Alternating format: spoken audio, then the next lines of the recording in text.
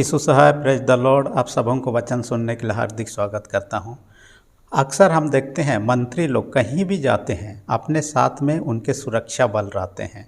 अकेले यात्रा नहीं करते हैं। अकेले यात्रा करने से कहीं भी कुछ भी उनके साथ हो सकता है, इसलिए उनके सुरक्षा में जो लोग तैनात रहते हैं हमेशा उनके आगे पीछे रहते हैं ताकि उनको सुरक्षा दे सकें। आपके मेरे जीवन के यात्रा में एक व्यक्ति का होना हमेशा बहुत ज़रूरी है और वो तो है यीशु मसीह, और उसके बिना हमारा यात्रा भी सुरक्षित नहीं है। यीशु और अपने चेलों के साथ में जब यात्रा कर रहे थे गलील के झील में, उस समय एक घटना घटी, उससे कैसे बच गए उसी पर आज का वचन है, जो कि मत्ती रचित सुसमाचार 8 अध्याय उसका 23 से 27 पद के अनुसार हम देखेंगे। इससे पहले कि इस वचन में आगे बढ़े एक सूचना देना चाहता हूँ। कई लोग बीते दिनों में ये कमेंट करके कहा कि मैं केरल में रहता हूँ, तो केरल में कहाँ पर चर्च है, क्या है, उसके बारे में अधिक जानकारी आपको लेना हो तो आप नीचे में एक नंबर डिस्प्ले हो रहा हो, उस नंबर से आप कॉल करके डिटेल पता लगा सकते हैं। ये आप लोगों के लिए वो नंबर डिस्प्ले किया जाता है। साथ ही आपको यदि किसी प्रकार का प्रार्थना निवेदन है तो उसी नंबर पर आप कॉल से कर सकते हैं। धन्यवाद। हम देखने पाते हैं कि ये गलील झील जो है इस्राएल देश में है, उत्तरी इस्राएल में है, और ये बहुत ही महत्वपूर्ण काम करता है। इसकी जो लंबाई है कहा जाता है 21 किलोमीटर है, और इसके चौड़ाई जो है 11 से 13 किलोमीटर तक है। और ये उस देश के लिए वरदान साबित होता है, खासकर उस एरिया में जहाँ पर यह झील है। कहा जाता है खेती का काम होता है उसी झील के कारण से, पशुपालन का काम किया जाता है, मछली पकड़ने का व्यवसाय भी किया जाता है, साथ ही बिजनेस का काम में भी आता है। और इस कारण से यूनेस्को द्वारा से उस जगह को, गलील झील के क्षेत्र को वर्ल्ड हेरिटेज साइट के रूप में घोषणा किया गया है और उसका सुरक्षा में है। यहाँ पर एक 64 किलोमीटर का रोड भी बना दिया है ताकि जो टूरिस्ट लोग आते हैं यहाँ आ सके, देख सकें और यहाँ ये कर सकें। हर साल यहाँ पर एक बोट रेस आयोजन होता है जिसे ओपन टावर स्विमिंग रेस कहा जाता है। बोट रेस नहीं, स्विमिंग रेस होता है, जो कि बहुत प्रसिद्ध है। लोग, टूरिस्ट लोग आते हैं, देखते हैं। हम आज का वचन का आलोक में जब देखेंगे, मैंने शीर्षक ऐसा रख दिया, जीवन यात्रा में तूफान। जीवन यात्रा में तूफान। यीशु और चेले नौका में यात्रा कर रहे थे और अचानक से आंधी तूफान आ जाता है। यीशु नौका के पिछले भाग में सोया हुआ था। जब नौका चलाने वाले वे लोग संभाल नहीं सक रहे, यीशु के चेलों में से कई लोग मछली पकड़ने का काम करते, इसलिए नौका चलाना उनके लिए आसान काम था। ये उनका हुनर का एक काम था, इसलिए उन्होंने सोचा चलो हम नौका को संभालने का प्रयत्न करें। क्योंकि इसी एरिया में वे लोग पले बढ़े, इस एरिया में रहे, इसलिए नौका से उनका बहुत अच्छा जुड़ाव था। लेकिन ये लोग संभाल नहीं सकते हैं। लेकिन तब यीशु उनके साथ में था, उनको जगाते हैं, उठता है, आंधी को शांत करता है। तब ताज्जुब हो जाते हैं। चेले लोग नहीं सोचे हुए थे, यीशु लोगों को चंगाई तो करता है लेकिन प्रकृति भी उसके वश में है, उनके सारे चीज़ कंट्रोल में है। ये वे लोग समझ नहीं पाए थे, लेकिन उस दिन समझ, ना केवल यीशु के चेले, जो बोट में बैठे हुए सारे लोग समझ गए ये सामर्थी इंसान है, जो भी है यीशु ईश्वर है। ये बात चेलों को भली भांति मालूम हो गया। आजकल ऐसे यात्रा में पहले से सूचना मिल जाता है कहाँ तूफान आने वाला, परंतु गलील झील में अचानक से आता है। इसका एक भी कारण है कि ये समुद्र का जलस्तर से नीचे 180 मीटर नीचे है, और मीठी जल का स्रोतों में से झील जो है ये सबसे नीचे वाला झील है।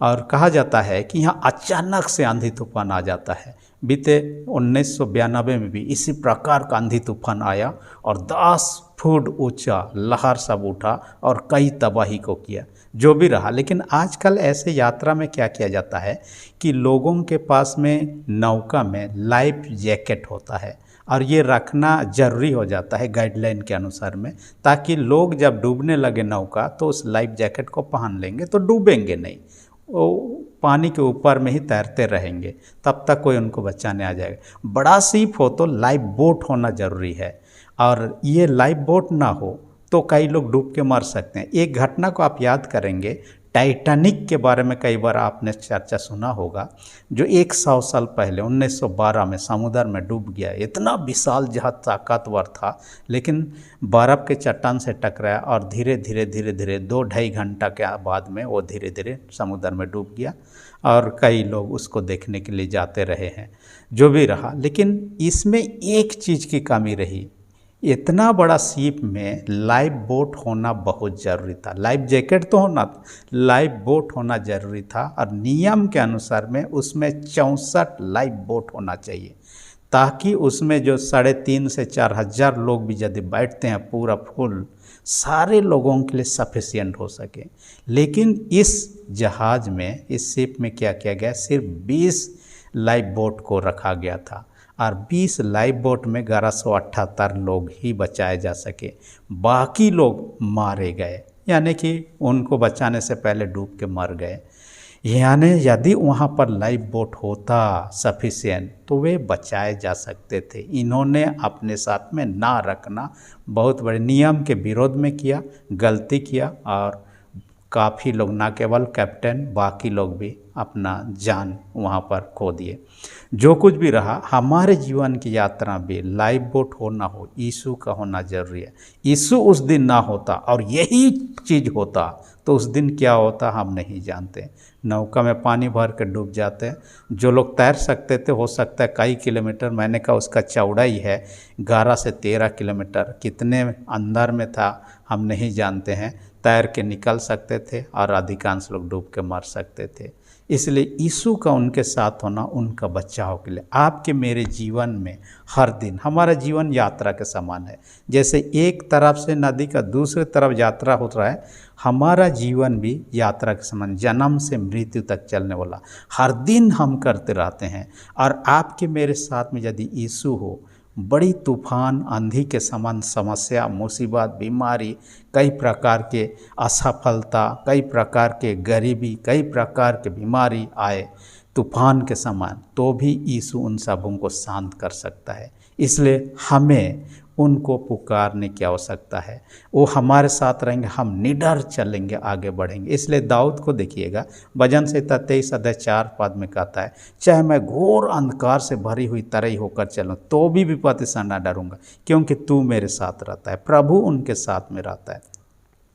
इसलिए पहला पॉइंट में हमने जैसे चर्चा की, यीशु के संग यात्रा सुरक्षित है। यीशु के साथ सुरक्षित यात्रा, यीशु के साथ ये लोग सुरक्षित यात्रा चेले लोग कर दिया। आपको मुझे भी यात्रा सुरक्षित करना है तो यीशु को निमंत्रण करना है। पवित्र आत्मा के द्वारा से आपके मेरे जीवन के साथ बना रहेगा, हमारा यात्रा सुरक्षित होगा। ये परमेश्वर अपने वचन के द्वारा ही कहता है, यशायाह 41 अध्याय 10 पद में, मत डर, मैं तेरे साथ हूँ। वो हमारे साथ रहने की प्रतिज्ञा वचन के द्वारा की है। सिर्फ हमें पुकारने की आवश्यकता, ताकि हमारे साथ हर घड़ी हर समय रहे, ताकि हम सुरक्षित रहें। दूसरा पॉइंट जो आज का वचन में कहता है, संकट में प्रभु को पुकारें। संकट में प्रभु को पुकारें। देखिए, शुरू में चेले लोग खुद ही नौका को कंट्रोल करने का कोशिश किया। जो नौका चलाने वाले थे वो लोग तो कर रहे थे, लेकिन चेले लोग हुनर का इस्तेमाल किया, अपना एक्सपर्टी का इस्तेमाल किया, अपने जो मछली साफ पकड़ने का उतने साल का उनका जो हुनर था उसका, लेकिन सारी चीज़ फेल हो गया। उनका ताकत, उनका दिमाग, उनका टेक्निक सारे फेलियर हो गए। जीवन में कई बार ऐसा घड़ी आता है जबकि हमारा दिमाग काम करने नहीं लगता है, हमारा ताकत और जवाब देने लगता है। बीमार ऐसे आने लगता है, ये तूफान कई रूप में आता है, बीमार के रूप में आ सकता है। हम निराश, हताश, परेशान होने लगते हैं। ये असफलता के रूप में, कई बार इंटरव्यू दिए कुछ नहीं होने, ऐसा प्रकार का। कई बार ये क्रोध के रूप में, क्रोध इतना बढ़ते रहेगा, हानि होते रहेगा। क्रोध को भी शांत करने की आवश्यकता। कई बार हमारे बुरी आदतें, जैसे नशा हो, अन्य बुरी आदतें हों, ये हमारे जीवन में आंधी तूफान के नहीं आता है। और इस चीज़ों को शांत करना बहुत ज़रूरी है और हमें डरने की आवश्यकता नहीं। चेले लोग घबरा गए, डरने लगे, लेकिन प्रभु उनसे कहा, क्यों डरते हो, क्यों घबराते हो, उनसे कहता है। असल बाइबल में कहा दिया है 365 बार मत डर शब्द आया हुआ है, माने हर दिन, एक दिन के लिए एक बार मत डर का शब्द का इस्तेमाल किया गया। हमें डरने के लिए मना किया गया। हमारे साथ प्रभु होना चाहिए, हम अकेले रहें तो कुछ भी हो सकता है, लेकिन प्रभु आपके मेरे साथ में। बीते दिन मैं भी चिंता में पड़ गया था जब आँख नहीं दिख रहा था। मैं बीते वीडियो में भी चर्चा किया था और क्रिसमस से पहले आप लोगों से निवेदन भी किया था। कई लोग प्रार्थना किए, इसलिए मैं धन्यवाद देता। कई लोग आर्थिक सहयोग भी दिए, उनको भी धन्यवाद देता हूँ। कई आने वाले दिनों हो सकता है उनमें से कईयों के बारे में हम चर्चा वीडियो में करेंगे। मेरे को एक परमेश्वर के दास जो विशाल रेवरेंड विशाल कंडुलना के द्वारा फ़ोन आया कि क्रिसमस छुट्टी में आ रहे हो। हाँ आ रहे हैं, तो आपको न्यू ईयर का मैसेज देना है गिरजा में। लेकिन मुझे तो बाइबल पढ़ने तक का आँख नहीं खुल रहा है, तो कैसे हम मैसेज दे, सोच में पढ़ रहे थे।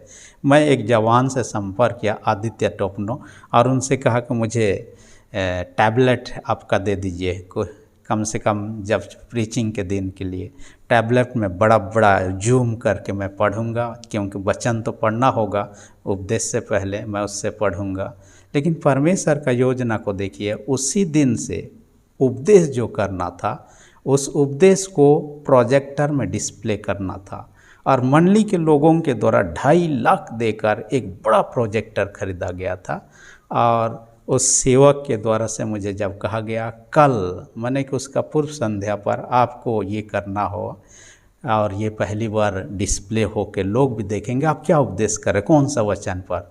और इस कारण से मुझे अवसर मिला कि मैं लैपटॉप का इस्तेमाल करूं, ताकि लैपटॉप में बड़ा बड़ा अक्षर में उसी से मैं पढ़ सकता हूं। छोटा अक्षर तो दिख नहीं रहा था, बड़ा अक्षर को पढ़ सकता हूं। ना केवल मैं पढ़ूं, मंडली में बैठे हुए 1000 संख्या में लोग करीब, पर्व का दिन था, तो देख सकते हैं बड़ा बड़ा, ये छोटा वाला स्क्रीन नहीं, बड़ा पर्दा वाला स्क्रीन लगा हुआ है। और ये प्रभु का योजना को देखिए, मैं चिंतित था, लेकिन प्रभु ने अलग प्रकार का योजना किया और वहाँ परिस्थिति अलग रही। इस प्रकार से हमारे जीवन में भी कुछ भी हो, हमें परमेश्वर को पुकारना है, वो उपाय निकालता है। इनके लिए भी आंधी को शांत किया और ये लोग का यात्रा पूरा होने सका। मैं एक प्रोजेक्ट के सिलसिले में कलकत्ता ट्रेनिंग में था कुछ साल पहले। मेरे साथ में परमेश्वर की एक दासी जो है रेवरेंड सरिता कंडुलना होते, 2-3 दिन का ट्रेनिंग प्रोग्राम था। हमारे साथ में एक बुजुर्ग व्यक्ति थे जो पहली बार मैं उनसे मिला, उनके बारे में परिचय को जाना।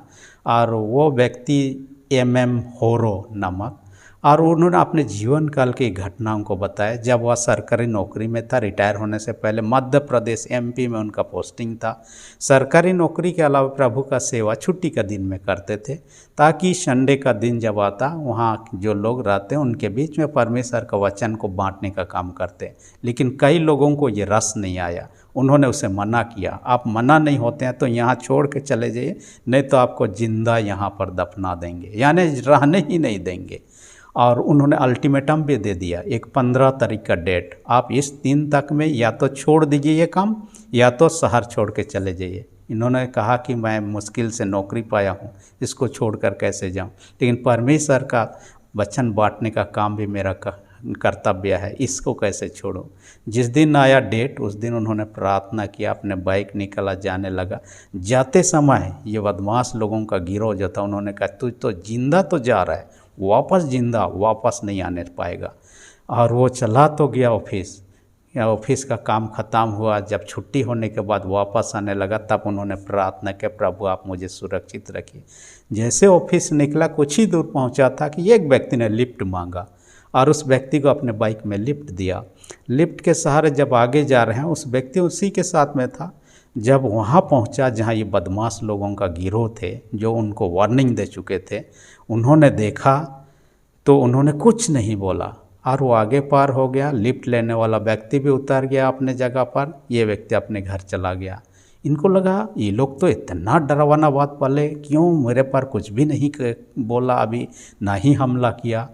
उसके बाद में दूसरा दिन पता चला न्यूज़पेपर के माध्यम से, जो व्यक्ति लोगों का गिरोह था, उनका जो हेड था, वो मारा हुआ पेपर में उन्होंने देख पाया। असल में ये लोगों का गिरोह वहाँ से जा रहा था कहीं, और किसी ने रोड में तार बांध चुका था, और ये व्यक्ति लीडर होने के नाते आगे आगे बाइक चला रहा था। तार उसके गाले में फंसा और यहाँ पर कट लग गया और वहीं पर स्पॉट डेथ हो गया। कहा जाता है कि उनका जो मरने वाला व्यक्ति था वो तो चला गया, जिसे मरना चाह रहा था वो व्यक्ति बच गया। अब ये व्यक्ति अपने गवाही में भी बताता है कि जिस व्यक्ति ने लिफ्ट मांगा वो बड़ा बदमाश व्यक्ति था, वो जेल में था, रिहा हो गया था, कोई लेने नहीं आया था और इससे लिफ्ट मांगा। और जैसे इन्होंने देखा कि बदमाश आदमी का ये जान पहचान का है, तब उन पर हाथ नहीं उठाया। देखिए परमेश्वर ने उसको बचाने के लिए किस व्यक्ति का इस्तेमाल किया और उसको सुरक्षित उनके घर तक पहुँचाया। उन्होंने अपने सेवा का काम, अपने ड्यूटी का, नौकरी का साल भी पूरा करके रिटायर होकर अपने गांव तक वापस भी आ गए। जो भी रहा, परंतु परमेश्वर के लिए इनको बचाना जरूरी था। परमेश्वर उनके साथ रहा, इस कारण से उनको सुरक्षा इस प्रकार प्रबंध किया। आपके मेरे साथ भी है तो हम सुरक्षित, नहीं है तो आप पुकारने की आवश्यकता, प्रार्थना कर, निवेदन। इसलिए भजन संहिता 50:15 में कहता है, संकट के दिन तो मुझे पुकार, मैं तुझे छुड़ाऊंगा और तू मेरी महिमा करने पाएगा, कहता है। इसलिए आपको मुझे पुकारने की आवश्यकता है ताकि वह आपके मेरे साथ में रहे, हमारा जीवन सुरक्षित रहे, हम उसके मार्ग पर आगे बढ़ें, उसके कामों को करें और परमेश्वर की महिमा हो सके। परमेश्वर वचन कर सबों का अधिक से आशीष दे, आमीन। हम प्रार्थना करें। सेनाओं के जीत पिता, धन्यवाद देते हैं आज के वचन के नाम से बातें किया, हर एक सुनने वाले छोटे बड़े सबों का अपने स्वर्गीय आशीष से भर दे। जो लोग बीमार उनको यीशु के नाम से चंगाई दे, जो लोग विश्वास में कमजोर उनके विश्वास को दृढ़ और मजबूत कर, प्रार्थना यीशु के नाम से मांगते हैं, आमीन। यदि अब तक आपने मेरे चैनल को सब्सक्राइब नहीं किया, रेड बटन को प्रेस करके सब्सक्राइब कर दीजिए। वीडियो अच्छा लगे तो लाइक बटन को भी दबा दीजिए। धन्यवाद।